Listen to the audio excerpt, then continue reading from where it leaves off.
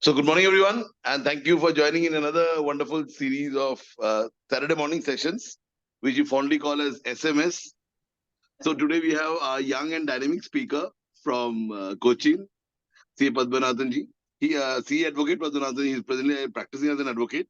So, yes, in the last session, he took us through some of the nuances of Section 15, valuation. So, as we all know, that valuation is a critical pillar of GST. So we have requested him to, take it forward today. So over to Padmanathan ji for valuation part 2.0. Thank you, sir. I once again thank faculty group for inviting me for this session. The last session we were discussing mainly about the interplay between section 15.1 and 15.2. Perhaps there were the time constraints and we couldn't complete the case studies which were planned in this regard. So today we'll see the remaining case studies which will give a picture about how this both sections interplay with each other. I'm just sharing my screen.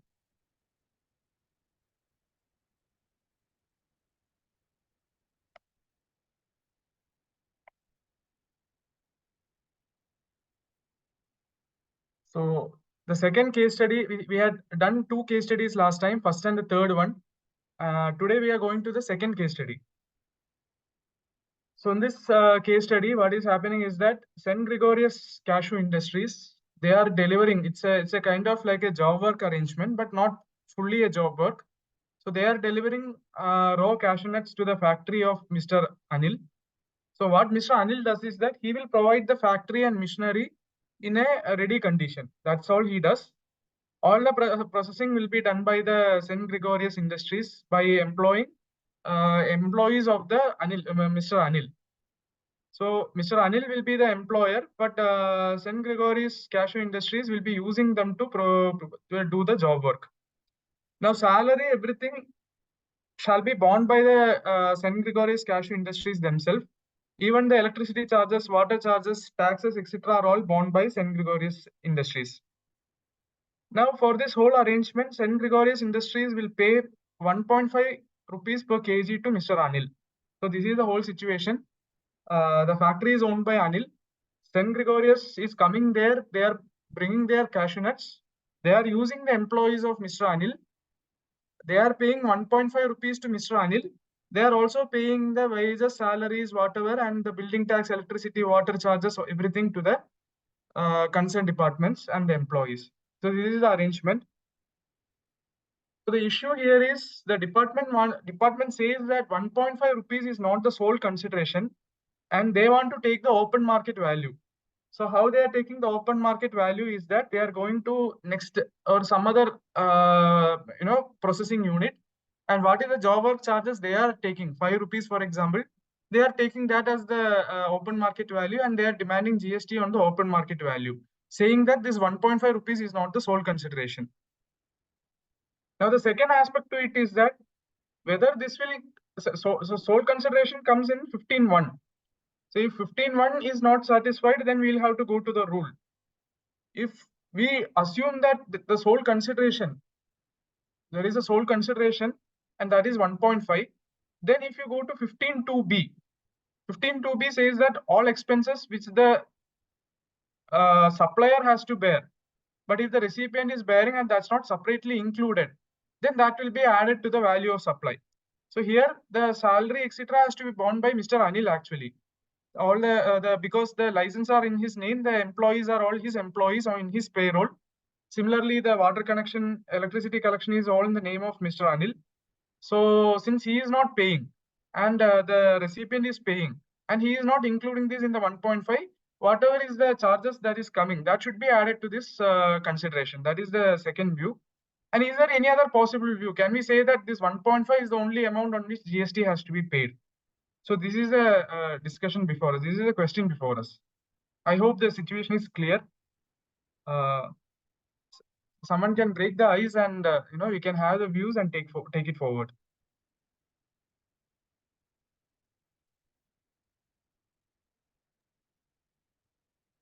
Vishalji, what is your view on this?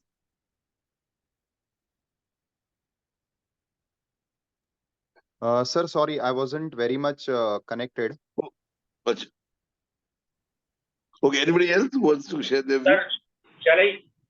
Am I Yeah, audible, please. sir? Yeah, please, sir.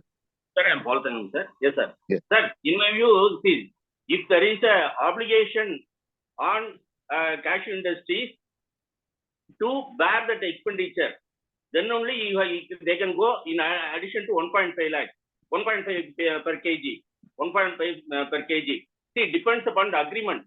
See, if the place and the electricity is going to be borne by the Mr. Anil, and then taking into consideration only this amount of 1.5 per kg has been fixed. So that obligation is on Anil. So they cannot go to the fair market value where the contract is entirely on a different term.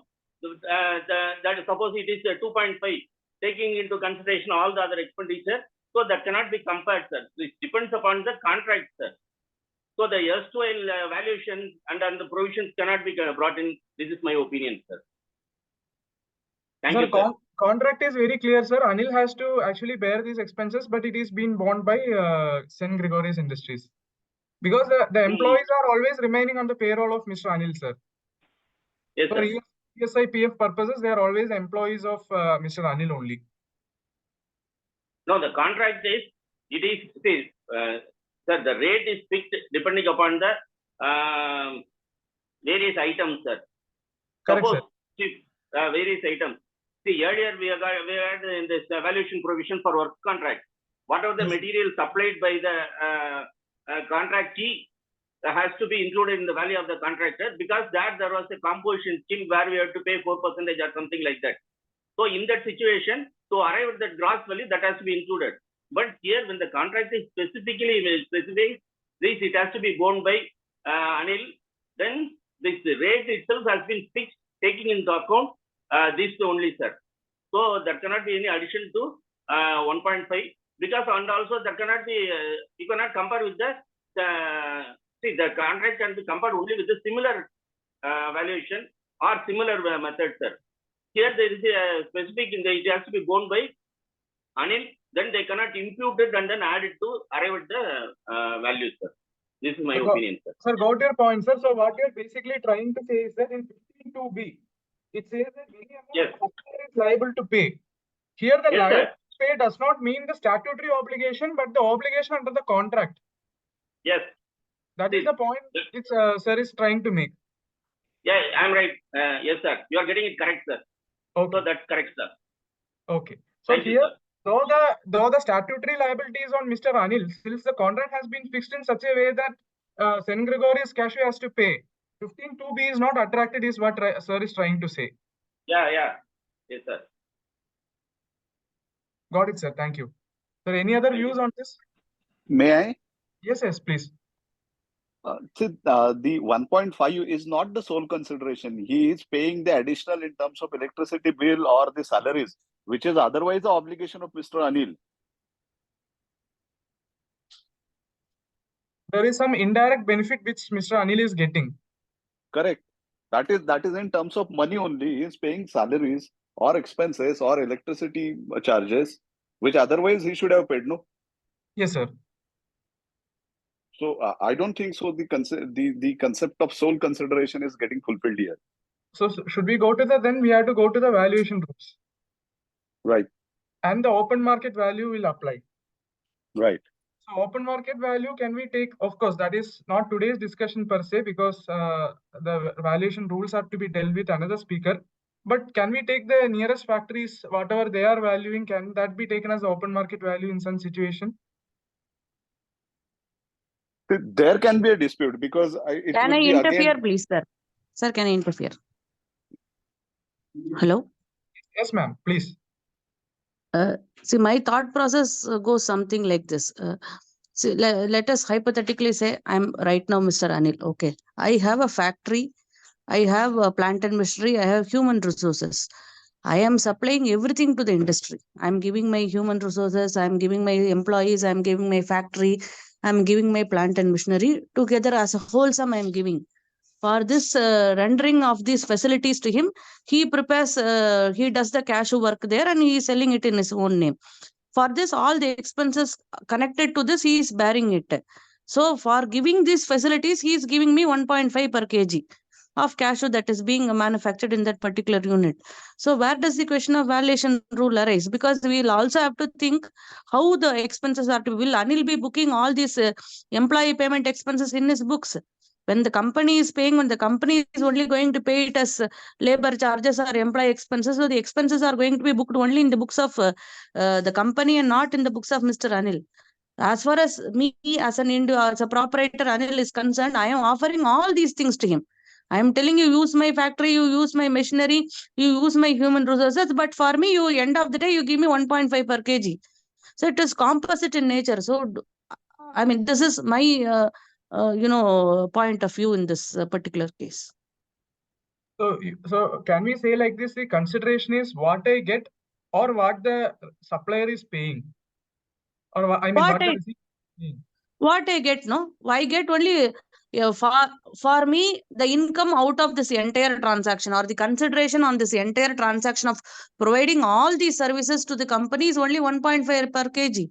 What else money do I get?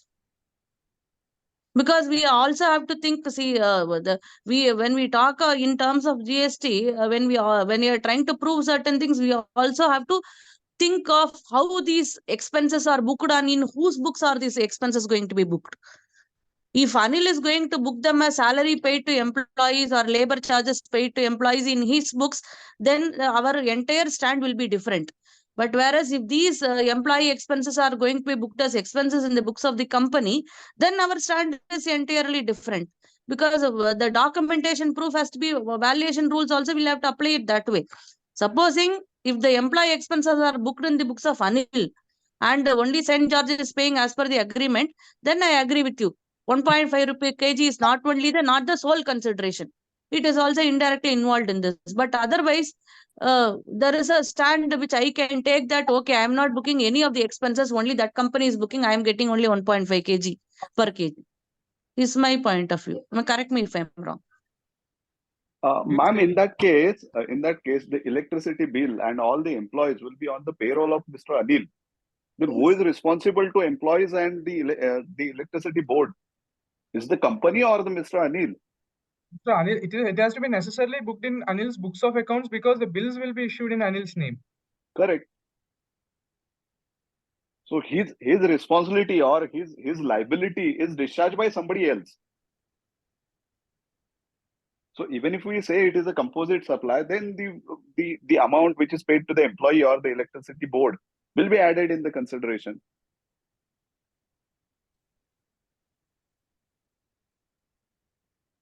Yeah, that's true. Ramdeep Singh, sir, you have given some views. Can you share your views, sir? Yes, sir.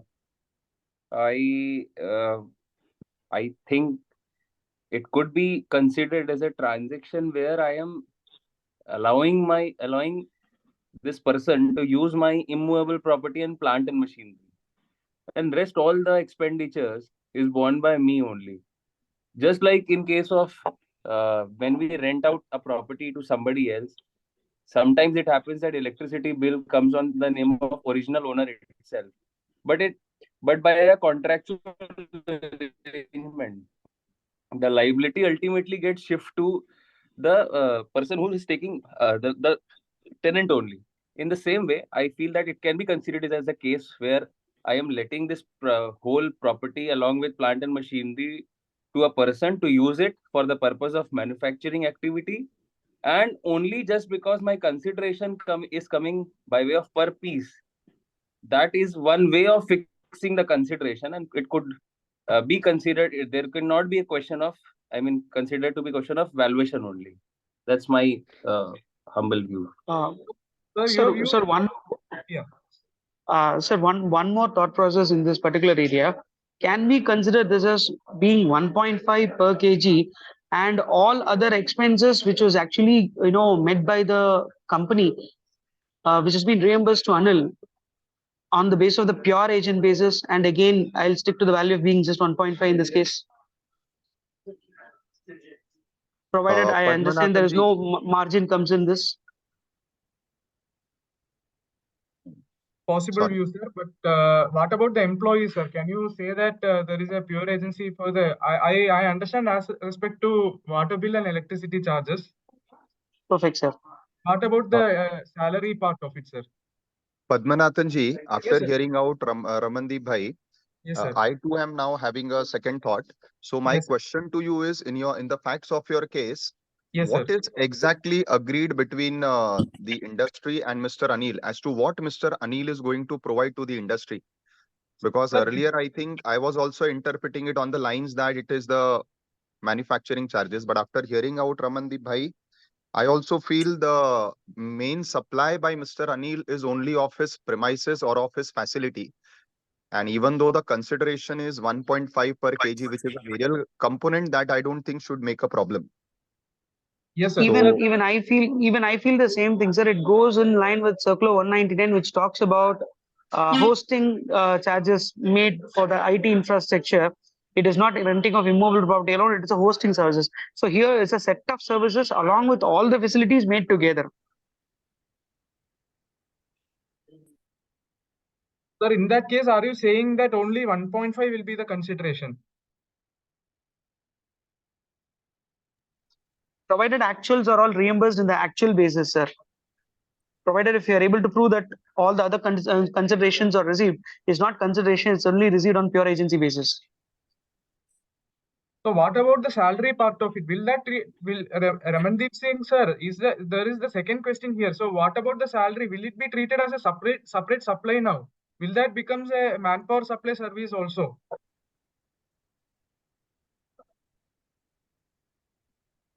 So can we say that? I don't think, sir. I don't think, sir. See, since everything, salary, wages, bonus, and everything they are the worker of Sri Anil ji only, and Yes. Anil ji is bringing them there and there, then and there itself. Sir, I have an experience of Tendu leaves collection process where those contractors take their employees to the forest for collecting everything and making their they used to do job work near the forest only under some shed and everything. In the similar kind of arrangement, they used to take their employees to the forest areas, collecting tendu leaves, making some primarily process, and again taking this similar facility in some or other area. So they then and there also they used to charge a fixed amount of rent, or somewhere they link certain thing. So I am more of the view, sir, that this can be treated as a part and parcel of renting of some facility or arrangement, rather than challenging to a valuation or issue only, sir. Got it, sir. Hello, this is Gaurav. I have one more view to this. Yes, That sir. take an example that Mr. Anil was having his plant and machinery ready for use, and if this cashew industry guy would not have come, he would have anyway borne the expenditure of salary, wages to the people anyway payable, even if there's work or no work. So he is in a way getting compensated because they are picking up the cost during the period when they are operating the factory. And additionally, he's getting 1.5 per kg as well. So it's a shifting of his cost to the operator.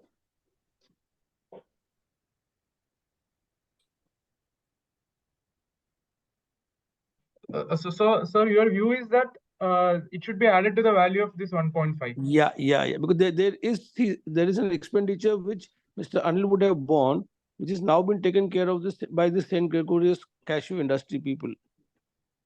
Say, take an example, this was the only contract available and they don't come to Mr. Anil. Then he would have anyway paid this thing to his people. He is responsible because he's the lone employer here. So all statutory liability of salary, wages, bonus, etc. will be on Mr. Anil, which is in this case taken care of by the cashew industry guy. Understood, sir. Yeah, I too agree with this view. That it should be added to the value of supply. Yeah. Okay. Sir, any other views on this, or? Can you give some more details on the 1.5 rupees per kg? Is it on the input or output, or what exactly is that? It's on the output. It's on the output. Assuming there is no, whatever raw material of raw cashew that he brings in, Yeah. because of lockdown or because of power breakdown or whatever may be the reason, absence of employees. If he is not able to produce, you mean to say he is not going to get any consideration? No, he'll not be able to get any consideration. So that means some supply is rendered, there is no consideration for that. So there cannot be such contract. So I completely agree with the who spoke just before me. So I'm of the view that I think the fixed cost also should be included as a part of valuation. That's my. Okay.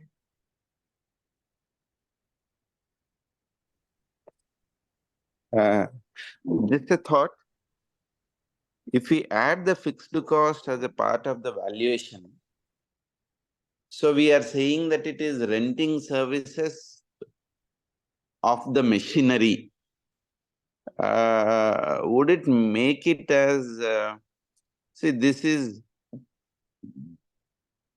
under which we are saying, are these as a composite supply of manpower? Because this is purely a manpower supply. And also the facility renting is there. Now, which is the predominant supply? And by virtue of composite supply, we are making this as the renting of the machinery.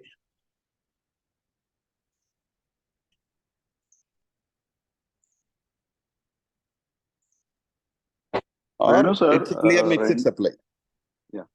By saying renting of a machinery, then why would they link with 1.5 per kg? If it is a renting, then it must be a fix for a month,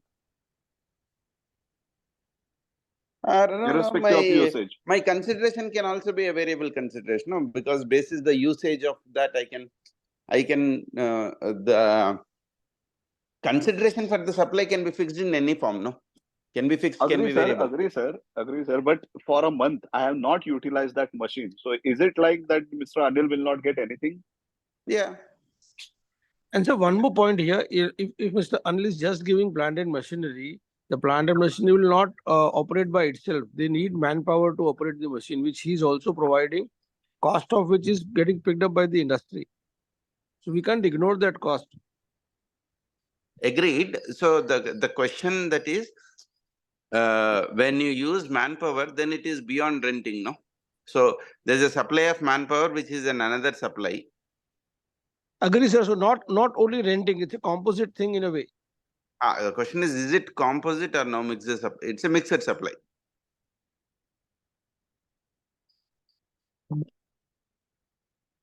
And what about this water charges, electricity? Can we take it into pure agent? So the moment it became a mixed supply, I don't think there is any pure agent services. Tomorrow, if Mr. George is not paying any payment to electricity department, water department, Mr. Anil has to obviously pay it. Anil will have the statutory liabilities to discharge. So Yes. 33 can never fit in. Okay. And it would amount to a mixed supply and everything would get taxed. Here anyway, the rate will be 18%, regardless of which you are taking as the highest rate, because both are 18%. But I got your point, sir. So it should be taken as a mix. There are two supplies involved, two or more supplies involved. Yeah. And each has to be separately valued. No, each of the separately to be valued or it should be bundled is something which I'm just thinking. Though I am consideration is paid for the cashew thing, it should be separately evaluated and put for taxation in the form of my renting, or I just need to merge and make it as a bundled supply. So here the primary question will be which HSN we need to charge. But at the end of the day, 18% of the tax which is payable, which all agree, I believe. For the total cost which is incurred by George. Yeah. Directly and indirectly.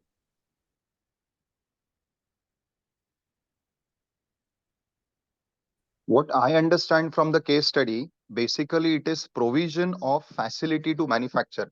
Like how in case of textile industries, they provide the textile facility on the basis of LUMAR basis, where the payment is made for LUMARs, and it includes all the facilities, which includes workers, the machine, the space, everything. So I understand this contract to be renting out of facility, for which the consideration is made up of two parts. One is the 1.5, which is the variable part, and the second is the fixed part, which is in the form of payment of these all obligatory requirements. So according Correct. to So me, in it that is LUMAR's thing, Vikshal, the job worker was paying the salaries to their employees, and he used to charge based on a gross up rate. So correct. here, this is a net up rate which is being charged. Correct. So I understand it. It is in this fashion that, let us say, between you and me, I have agreed to pay all your fixed cost, because I am going to use your entire facility, and second is on the basis of how much I am producing, some variable portion. So it is an incentive to both of us. This is how I am taking this contract. But for me, this is one single supply of renting out of facilities, the manufacturing facilities, I will say so. I wouldn't agree with that, because if I would have worded in the contract saying that it is renting of the services and the consideration is computed in this way, is different from, because underlying contract is what would determine. If you say that loom charges where it is gross up, I charge so much and I will pay the salary, vis-a-vis you pay the fixed cost and give me the profit by way of 1.5, then there are multiple contracts embedded in it. Venugobalji, Yes, sir. as Yes, you sir. mentioned, contract is very, very crucial. That's what even I emphasize first. See, if the contract is there, it is very, very essential. We have to go in by the contract. As per the contract, if it is an obligation on the part of the supplier, then only the question of inclusion will come. Otherwise, see, for example, work contract. Even practically, we got a contract, the value of the steel and then cement will be supplied by the contractee. In that case, department cannot come and say, I will include the value of the cement and then supply, and then on that it has to be charged. Because the contract specifically says the cement and then steel will be supplied by the contractee. So the contractor has given the quotation excluding the value of the cement and then steel. So it is essential, as I mentioned earlier, it is only the contract is very crucial. Then only this 15(2)(b) will can come into play. This is my But opinion. Paul sir, sorry to interrupt, but can we not say Yes, sir. whatever we are seeing in the screen as contract? Yeah. We will say, because it is clearly says the salaries of the workers of Anil. If Yes, you sir. see the fourth point, it is clearly saying they are the workers of Anil. So now we Yes. cannot assume that 15(2)(b) will not come, because the slide is saying they are workers of the Anil. We have to go by that they are workers of Anil. So this is Yes, the sir. contract. So then definitely 15(2)(b) would come in, no? Small interruption Well, here. What yes, Paul sir. sir is trying to say is that even though they are workers of Mr. Anil, since the contract says that contract has understood that it will be paid by Sen Gregorius, this 1.5 should not include. That is what I think Paul sir is trying to say. Yes, sir. See, in that case, if, then there is in Coimbatore and all, it is very, very common. See, the contract workers will be employed. They will be taking their machinery, they will be taking their own machinery and then taking into the factory. With that machinery, they are operating. See, so department can say, see, the machineries are kept at the premises of the contractee. So the contractor has to impute a value for that rental portion. So those things will come. So it depends upon the contract only. That's my view. Sir, I also Sir, agree, that because everyone this agrees, is sir. very common Anything in belongs. sir, this is Sorry, very common in very big companies. Sorry for the interruption. I had the opportunity of visiting a particular factory during my bank audit times, where the honey was manufactured in this particular place, which belonged to an individual factory. So he provided everything, because on an inquiry we found out that the entire facility is provided by them, but the honey comes out as a brand of a big company. So here again the question of, as rightly pointed out by Venu sir, the contract has to be read in detail, because if it is a composite supply of giving the manufacturing facilities, what comes out is only the branding is done by the particular bigger company. In that case, the employment terms and all these functionalities have been read in thorough to decide on this particular case. And this is, I think it's not a case study per se, it is a common practice followed by bigger companies where they use small MSMEs, to do the entire process, but the branding and as per the specification of the principal manufacturer. I think 2-3 factors also needs to be considered in this. One is that the facility of manufacturing and factory, they have provided well.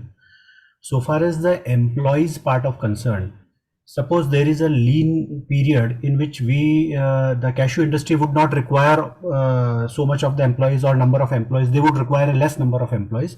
It would be possible for them to pay only for those employees which have been employed during the period, or is it necessary to pay to the all employees? Then suppose some employee have left, whether it is a Anil who has to make good or supply the employees to cashew industry, or if someone has left, then Anil is not concerned and it is a cashew industry which needs to be considered according to their own requirement.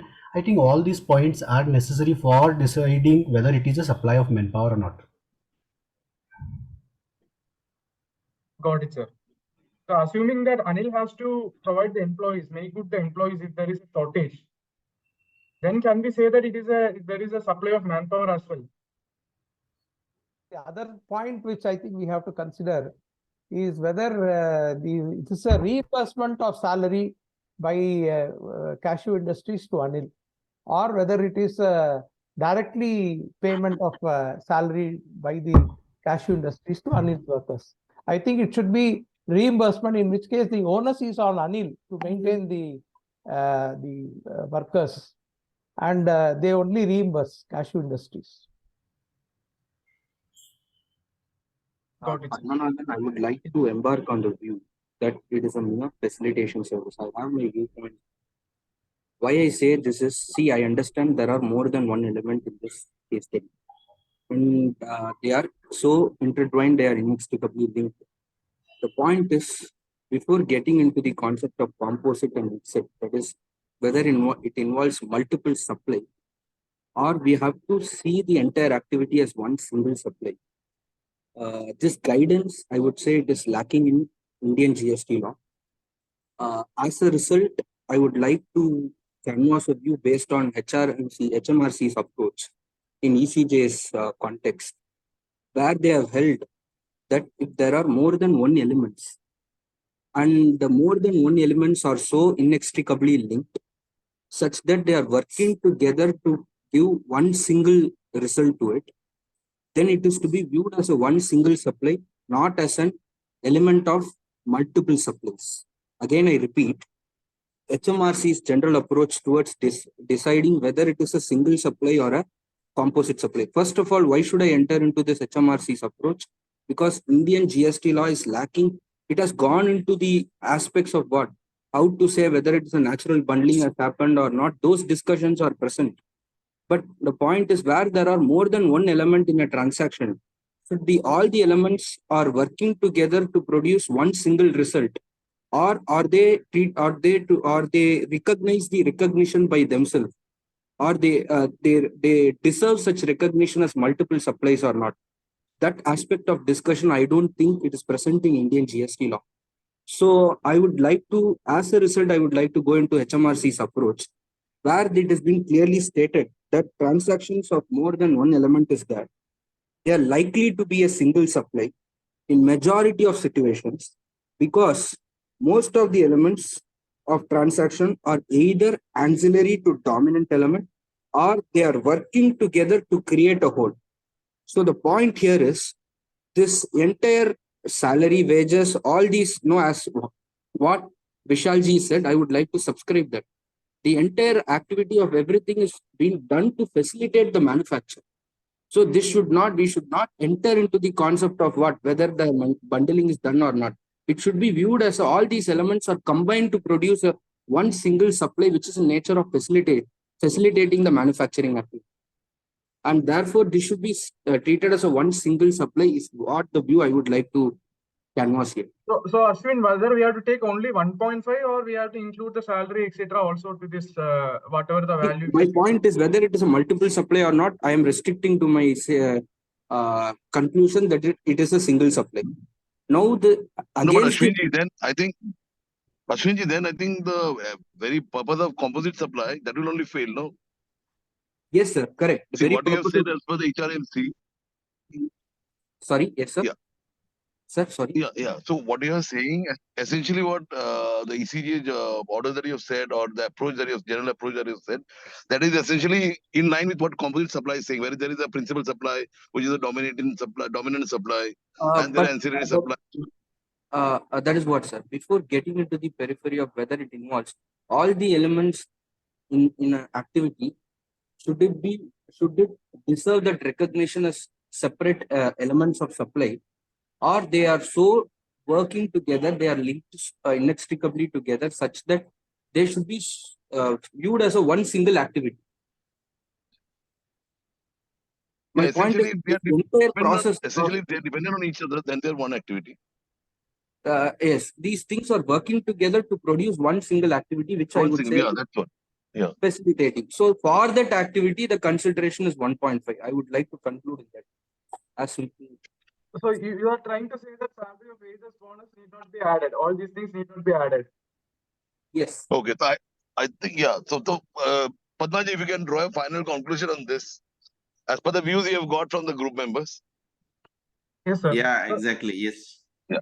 We'll go to the next case study. Before that, we'll just. Yeah, if you could give your concluding view, as in what are the different views that we have got, because some members have joined a bit late or maybe so that is what. Sir, we have got multiple views, sir. One of the views which we got is that this process, this salary, wages, whatever, though it is as per the statutory liability of Mr. Anil, since the contract has taken into consideration that this has to be paid by St. Gregorius Cashew, 15(2)(b) will not be attracted here. That is one view we have got. Majority, a couple of people were of the view that salary and wages 15(2)(b) will be attracted. It has to be added to this 1.5. And there was one view also that here the sole consideration is not, this 1.5 is not the sole consideration. So open market value will apply, and then that will be a separate discussion per se, because what is open market value and everything. So we have a mixed view on this. I'm just keeping it here for your thinking over, pondering over this. We'll go to the next case study, because I myself haven't come to a concluding view. I'm just putting this to open up the thoughts about how this section interplays, the sole consideration interplays, that's all. 3 we have discussed last time. 4 is a very common case study, but I still thought that it requires discussion, because we might not have discussed this in detail whenever we are discussing in the group. So I'm just putting this case study again for our detailed discussion. So there is a distributor limited who is a wholesale distributor of FMCG limited. So this FMCG limited is selling soap to the distributor at 10 rupees. Now they are asking this distributor to sell it to the, in the market at rupees 7.5. Though the market price is 12.5, they are asking them to sell it at 7.5. And in return, they are giving a commercial credit note of 5 rupees. Now, what is the issue? The very common issue, this was covered under the STWEL circular, which was then withdrawn, the infamous circular that was again withdrawn. Now here the issue for discussion is whether this party, whether this credit note, the very common view is that, oh, I am selling for 7.5. My actual consideration will be 7.5 plus 5 rupees. 5 rupees being consideration received from a third party, because if you see the definition of consideration, it can say whether by the recipient or any other person. So I am receiving 7.5 rupees from the customer and 5 rupees as commercial credit note from some other person. So my value of supply is 12.5 rupees. So that is one common view which is there. So can we have a view on this?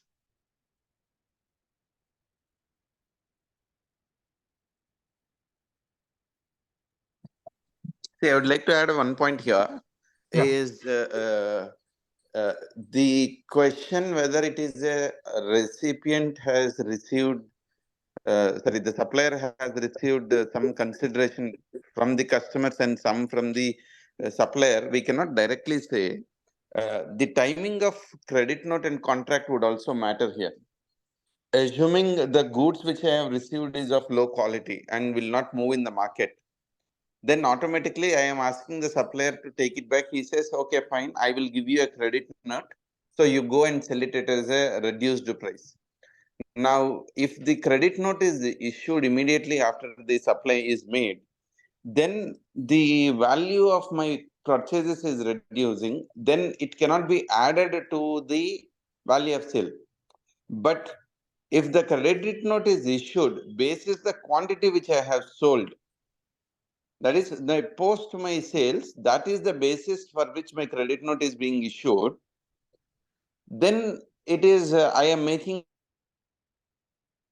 sales considering that I am getting a credit note. In that situation, it would be added to the value of the supply. So I am of the view there is one more element to be brought in, as the computational Timing payment of- of credit note is Understood, something sir. which should be considered. Okay. So suppose assuming we are, for this purpose of discussion here, thank you for bringing this out, sir. We are assuming that it is per unit sold, sir. It is linked to the unit sold. Yeah, if it is computed based on number of units sold, then I think it is clearly additive to the supply. So I have a slightly different view, Gaurav, here. By what you say, since it is linked to the number of units sold, only the quantification is delayed because it will then multiply with that 5 rupee per unit on the quantity sold. It has nothing to do with the consideration. That is my humble view. So your view is that consideration remains at 7.5 only. 5 need not be added. Yeah, so basically what will happen is that in this case, take an example, the distributor is not able to sell it. He will simply ask the FMCG to take the material back because it is due to less movement of goods. So here what the distributor is doing is to avoid the cost of taking it back and resupplying it at a lower price. He's just compensating the distributor with 5 rupee value. Understood, sir. So basically his purchase cost goes down. Because see, when the material was sold, it was bought with a thing in mind that it will be further sold to the market. The FMCG distributor never wanted to stock it with him for lifetime. Correct, sir. So if it is not able to sell, it's a diminution of value, which the distributor, the manufacturer is actually compensating by way of a credit note. And sir, here he's giving a commercial credit note so that the valuation thing is also not impacted from the supplier side. He's not taking back the GST which he has already charged. Correct, sir. Yeah, precisely that's what Gauravji, that that's why he is issuing a commercial credit note, because it was not a part of the contract that there will be a price drop. So now the price drop has happened. So he is effectively giving it 7.5. But Padmaji, to this, I would like to add another element which we normally have seen in till 2019-20. We have seen this in the FMCG industry or the white goods industry, basically. That is, I am a distributor of, say, a laptop, and I give it on the portal, say one of the Amazons or Flipkarts and all. And Amazon tells me that you sell this 10,000, say 20,000 ka laptop at 15,000, and I will give you 5,000. Yes, sir. Okay. So what happens in that case? That is quite similar to this one, isn't it, sir? Yes. So, but in this case, what is happening is I am getting only a reversal as a credit note, commercial credit note. Yes. But in the Amazon example, the burning discount they call, this burning discount of 5,000 that is given to me as a credit note only, not a either in cash or even in credit notes. So in that case, will it make a difference? When I'm saying that the good is of 20,000 only, but you sell at 15,000 and 5,000 I'll give you, and you give this discount to the customer for selling the goods on that Diwali or that $1 billion. Does it make a difference? Because in one case, I'm selling at a lower price because of quality issue or not moving. And in the other case, there is no issue at all. I just want to give that discount and the discount is passed on by the portal. Understood, sir. One is due to some issues in the market or issues in the product or something due to which the product is not moving. Other is a Because of which the basically. distributor is giving, because of which the distributor is giving to me. Correct, sir. And in the second example, the That's the competitive portal where pricing situation. Yeah, the portal where I'm through which I'm selling, the e-commerce operator, they were nowhere, they are nowhere related to the distribution channel. They are giving me a discount, or they are giving me in cash. Got it, sir. Then FM will be applicable. because till 1920 we are seeing many of the sellers, they have taken a view that 15,000 is a tax because that is what they're getting from the customers, and accordingly they've billed GST on that. Yes, sir. This I think even many of the laptop, I mean Lenovo, all these companies are into this practice only.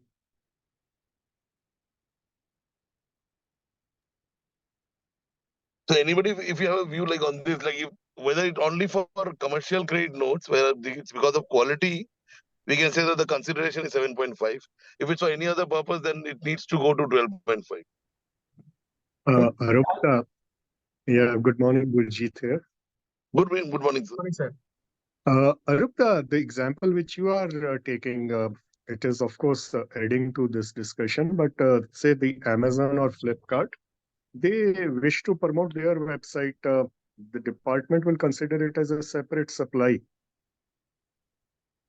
So it is a supply by the seller that he's agreeing to sell it for a consideration which the Amazon will pay for 5,000. That is the consideration for agreeing to provide a service for selling it at a lower price. It will not be added to the market value. The valuation of the transaction of laptop will not change.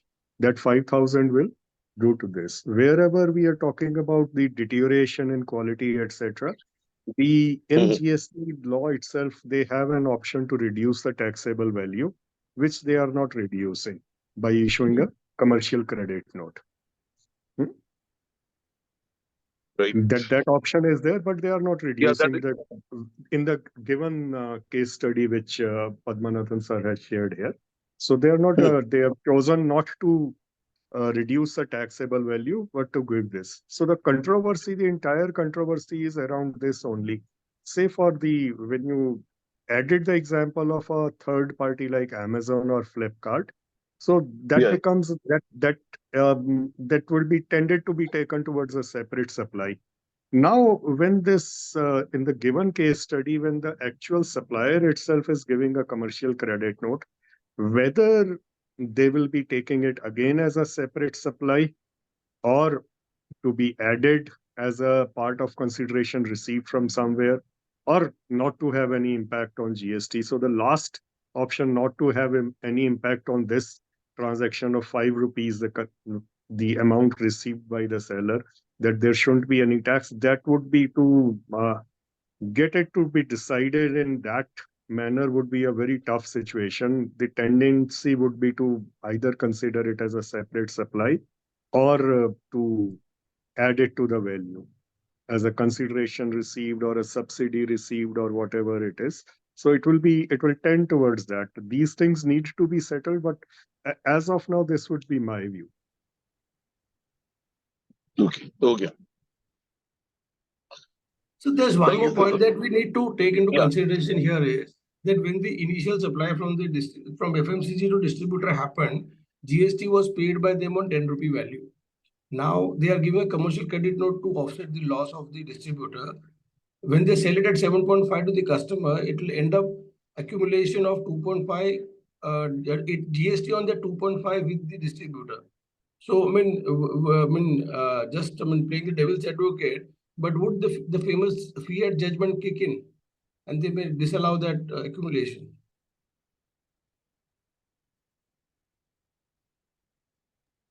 Yes, assuming that this is the only transaction. Let's assume for a minute accumulation.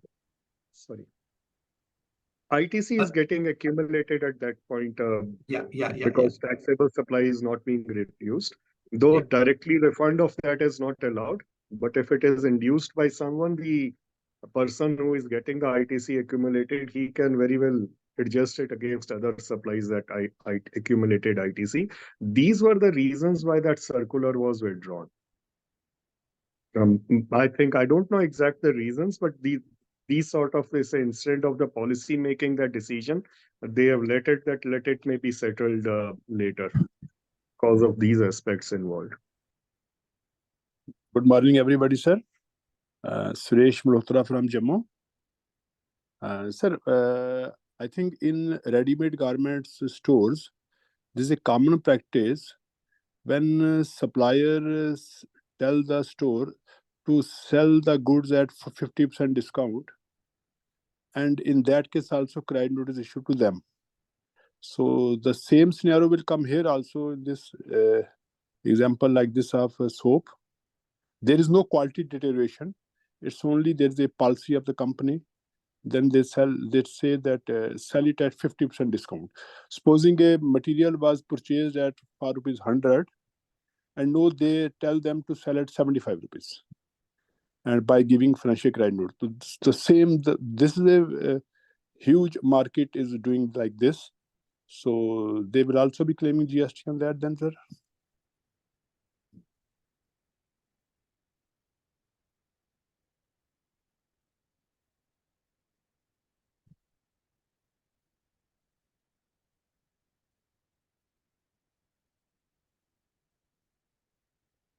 Ramandeep sir, you have you have posted something on the chat box. Can you just elaborate, sir? Am I audible? Yes, sir. Yeah. Yes, sir. Yes. I think, sir, in that particular case you have given, Yes, sir. it is very similar to a kind of a discount which is given, and post-sale discount for which there is no contractual arrangement, and that is why credit notes are not permissible, and that is why commercial credit notes are given, which are very much acceptable, and there is no need to add the value in this particular case. Further, the example which was discussed by Arup sir, wherein he's saying that 5,000 will be paid by e-commerce industry, where a 20,000 laptop is sold for 15,000. And in that case, can we not treat it as a consideration flowing from a third party, whereas 15,000 is collected from the customer and 5,000 is collected from, is paid by something else? Ultimately, my supply is costing 20,000 and tax will be paid on 20,000. So that was, I mean, my two short pointer on views on both of the case which is given. Ramandeep sir, I would just like to take this point a bit forward. This would similarly Yes. even apply to the auto industry, wherein the manufacturer typically gives an exchange bonus. Now, when a particular vehicle is bought by the dealer, nobody knows whether the end customer will give a car for exchange or not. And in that Right, case, right. like when maybe an amount of say 20, 25,000, 30,000, depending upon the car, the discount is actually passed on to the customer, and the manufacturer, the OEM, gives a GST credit note to the dealer because it was already decided before the car was sold. It is only quantified later. So in that Yeah. case, directly the purchase is getting offset. But if you take the third party money will be considered as consideration, it will create a double jeopardy. Okay. Hi, you- I have one small input in this. Yes, sir. Hello, Yes, sir. am I audible? Yes, sir. You're audible, sir. Please. Yeah. Now, continuing this point of the third party discount, the laptop case of Aurupji. Now the question that I think we are discussing is whether this would become part of consideration or not. So when we Correct. visit the definition of consideration, there is no doubt that anything flowing from the third party could also be consideration. But then there is one very important leg in that particular definition which says that consideration is something which has to be related to supply, and how it has to be related. It should be leading to the inducement of that supply. Then only that particular amount would be considered as consideration flowing from anybody. Now, my question over here is, my thought process is, when they are saying that the consideration should lead to inducement of supply, it is inducement from the side of supplier or from the side of buyer. Because when this third party discount is given, it is for inducing the buyer to make that purchase, not the supplier. I understand that the inducement aspect given in the consideration part is that it should lead to inducement on the side of the supplier to make the supply, then it would lead to consideration. If I interpret it in this manner, then the 5,000 coming from Amazon or Flipkart, according to me, will not become part of consideration. Because that is not to induce the dealer to sell it at a reduced rate, but it is to induce the customer to buy it at a lower rate. That is the point of differentiation which you are trying to make, is it, sir? It is to induce the customer to come to Yes, correct. Amazon. So I would stick to my point earlier that it is a service provided to Amazon and Amazon is paying the consideration. But in the given case study which was there, so this has been a normal practice even before GST, and practically what dealers were doing, that they were traders, they were not into GST, so they were not registered under service tax. They are showing it in the credit side as miscellaneous income. Many manufacturers are sometimes deducting TDS also under income tax under 195H or whatever clause is there.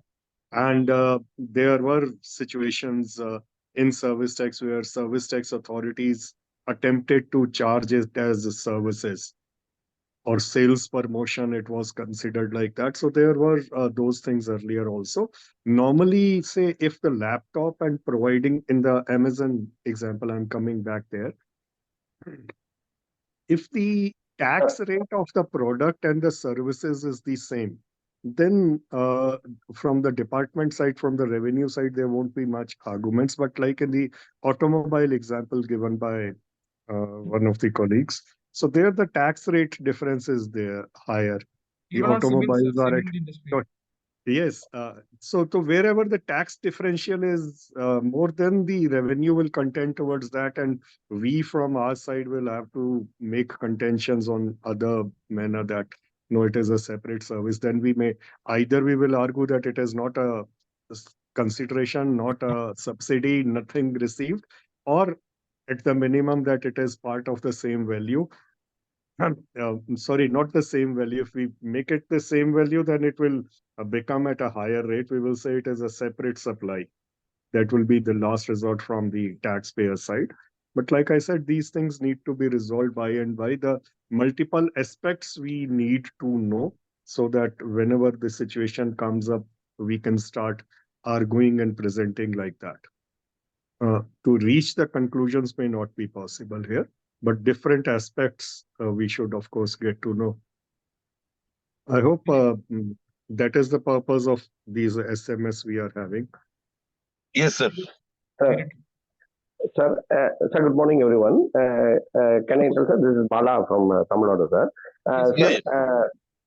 Sir, this is regarding in Tamil Nadu, mostly DCGA is has already initiated litigation proceedings on this aspect, saying that any type of discount, any postal supply discount in the form of price drop or sell-out discount, if you are receiving, especially in consumer durable industries and FMCG, they are telling it as a part of the consideration by invoking 231B, class B.